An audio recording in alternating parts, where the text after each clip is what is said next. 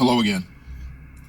So, Roger Patterson's son has come out with this heretofore hidden video footage of Roger and Bob rehearsing the Patterson Gimlin film with a man in a suit, behind the scenes footage, once and for all proving the PG film was fake. Let's look at that for a second. What could we know from this once we all have seen it? And as good as that footage might look.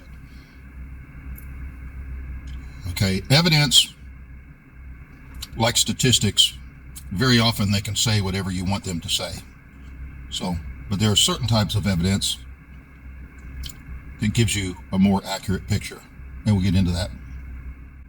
Why didn't they come out with this video since it's been around for 60 years? Why didn't it come out with it in the 80s or the 90s or the early 2000s? You have to ask that it does come out now that they finally got AI good enough that it could produce, with enough tweaking, produce something that looks like aged old 16 millimeter film. You have to make you wonder why it comes out now. But on the other side of it, we do have the scientist, Dr. Bindernagel, Dr. Jeff Meldrum, and the other scientists over the years, and some of them spent a lot of time with Roger Patterson and Bob Gimlin and the other people who were around back then and actually walked the site not that long after the film was shot.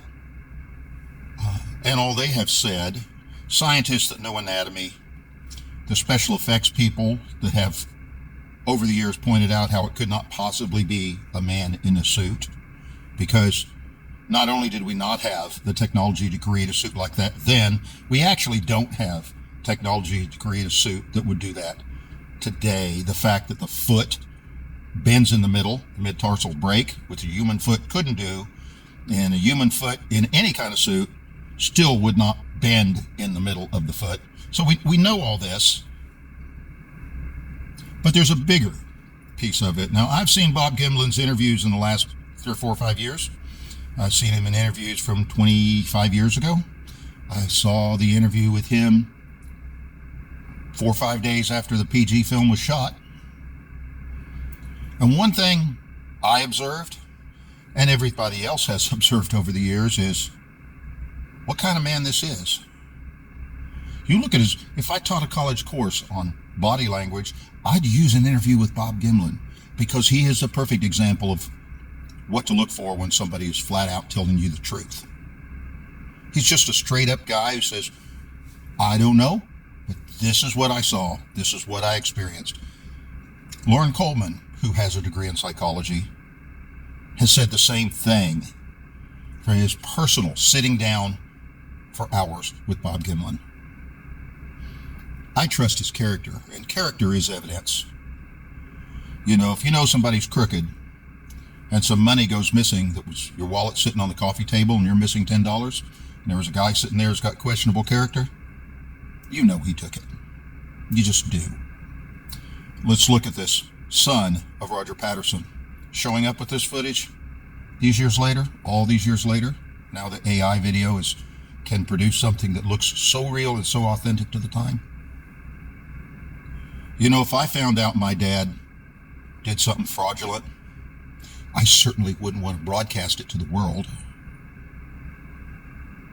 Why would he? Why is he making a name for himself now by running down his father, who's been dead all these years?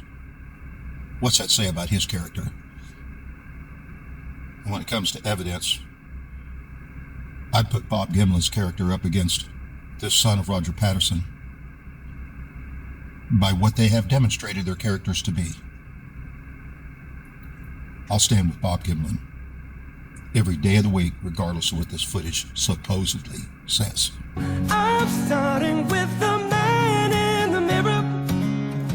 I'm asking him to change his ways, and no message could have been any clearer.